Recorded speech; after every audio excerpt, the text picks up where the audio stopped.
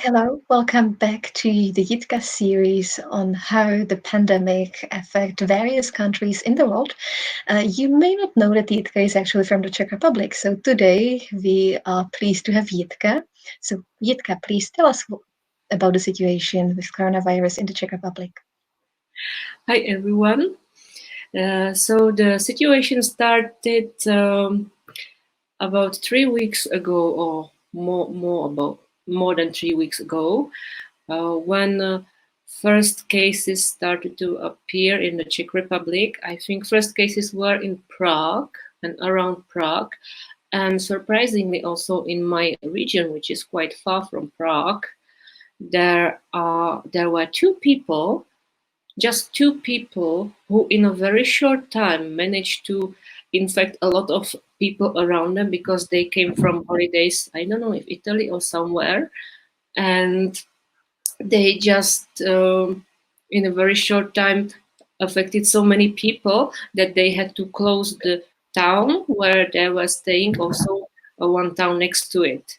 And they closed it in such way because it was the number of people infected increased so much that just one morning people went there to work, and they closed the town during that day, and they couldn't go back home. They just had to stay there.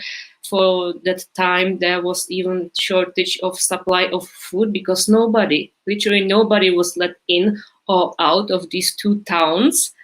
And I was worried that this closure will be extended to more towns and villages up to where I live. Luckily, it didn't happen. It stayed just there. And since then, I was watching the news and the numbers, how it was increasing, and I was really shocked that the numbers were getting larger and larger and in really huge amounts. But now there is a lockdown. So it's been about 3 weeks now when all the schools, nurseries, and public places were closed.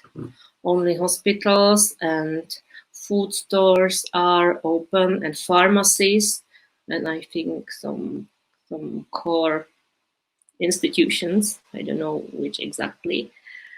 So, and also people have to wear masks when they go outside, because if you go outside and you don't wear mask, you will be fined. The fine is 10,000 crowns. So in the beginning, the police, they were just telling people you need to wear masks, and after maybe 2-3 days they really started giving the fines. And when you go shopping, usually there is a limit on how many people can enter the shop at a time. It depends how big the shop is. If it is, let's say, a small bakery shop, they are usually allowed 2 people at a time. When it is something bigger, it really depends. And in big shopping centers, they are cleaning the shopping trolleys, the handles, so that they are clean for each new customer.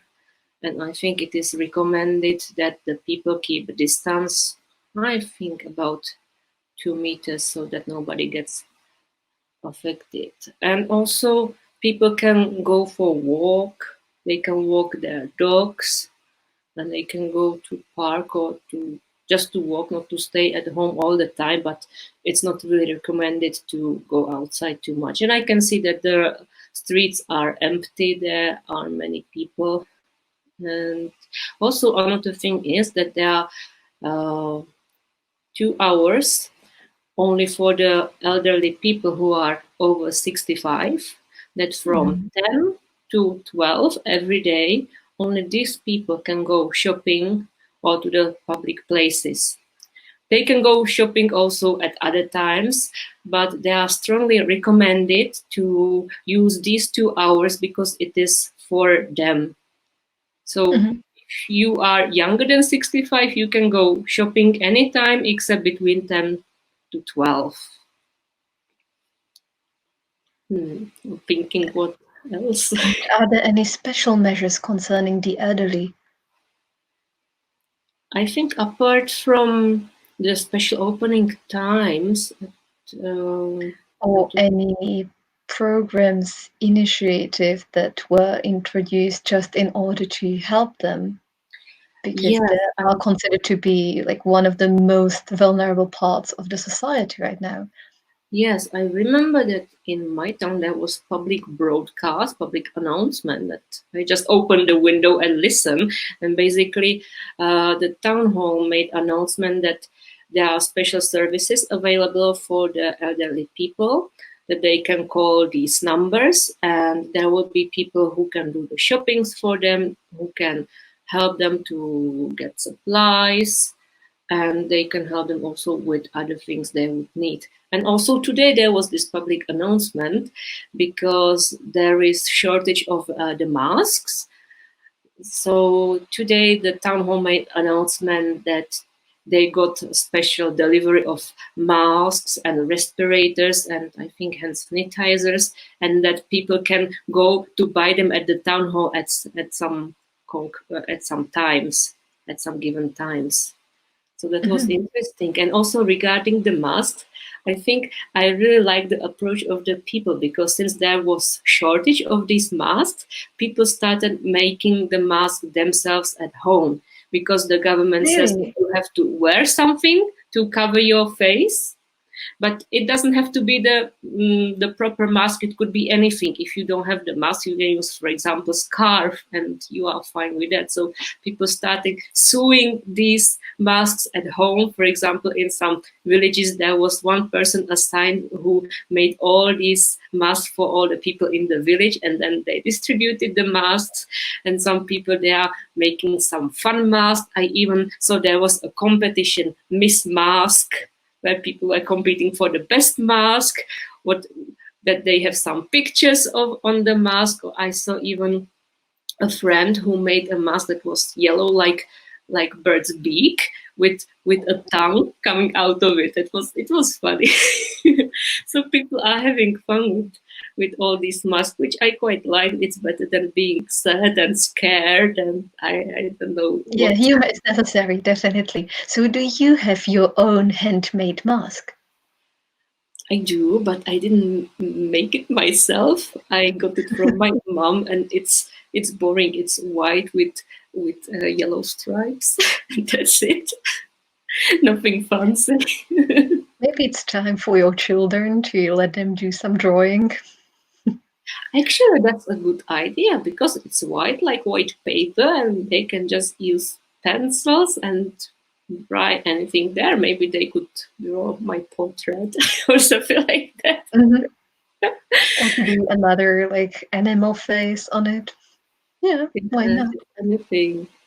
And So, also, I forgot to say that also the borders were closed, so we're not allowed to go to any country. I think even I don't know how does it work at the airport, but we can't go to the neighboring countries, and nobody can come from the neighboring countries to the Czech Republic. Only if you are Czech, you can come back, but nobody else, which I think is mhm, quite a good idea, so that the people don't don't spread the disease any further if they don't move. yeah. And how is your life affected by the pandemic? Are there Well, any for me, changes that you noticed in your daily routines, maybe?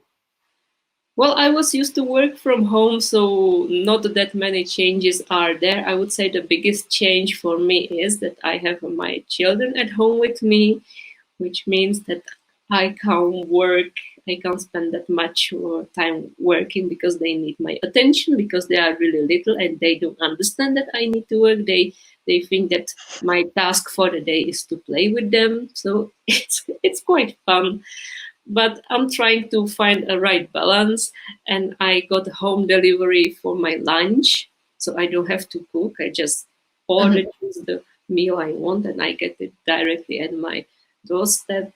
So I think I'm managing quite well. And what do you think about the general mood in the society?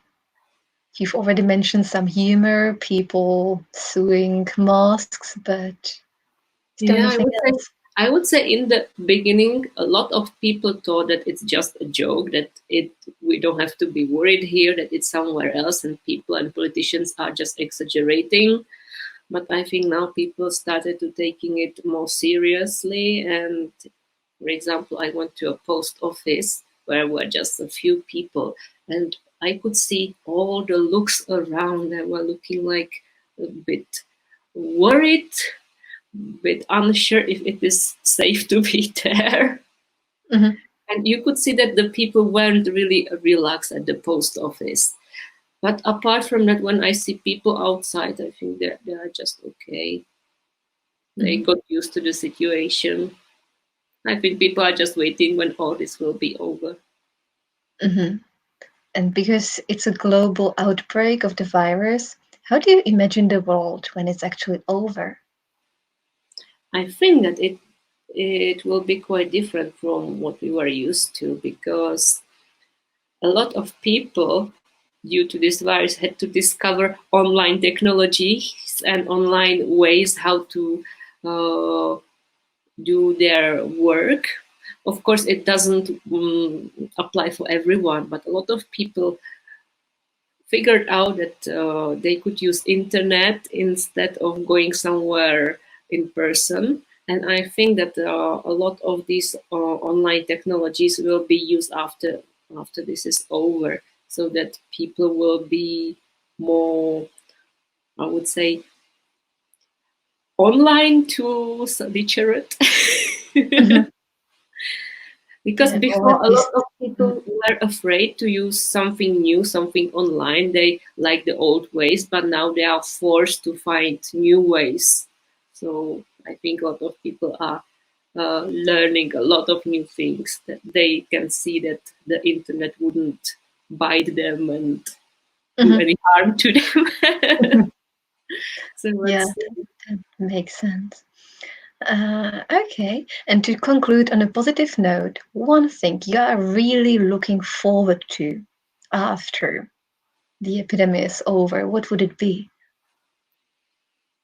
I think I will go out for a really long walk, and I will finish it by at some of my friends, to see them, to spend time with them again, because that's what I really miss, to spend time with my friends and other people. Mhm. In person, in Yeah, the real time. would be nice to go to some nice concert where a lot of people, where it's a real crowd of people. That would be really nice. Okay, so hopefully the time will come soon. So thank you, Jitka, for running this series, and thank you for watching. Bye. Thank you too. Bye bye.